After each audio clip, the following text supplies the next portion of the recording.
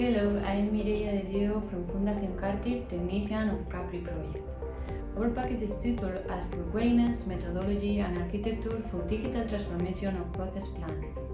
It was the first work package where we defined the basis of the project, the requirements of the cognitive solution, and the improvement expectation measured with different key performance indicators.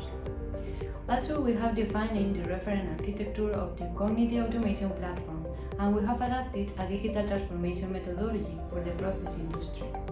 That is inspired by the 6 P's method that is very well defined but in discrete manufacturing cases.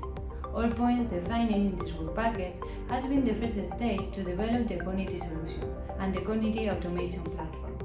The major challenges was to start to talk the same language between the 3 use cases: asphalt, steel, and pharma, and the developer's technicians. Each industrial sector is different and their languages are very different too from the information and communication technology language.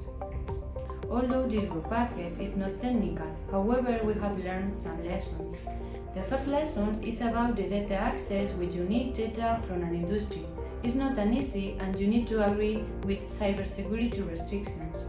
Other lesson learned is when you have an industry with low level of automation, you will need data, but they can share it with you very easily, at least at the beginning.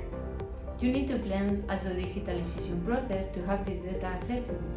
At this moment, there are big restrictions with the integration of new solutions in international system of an enterprise.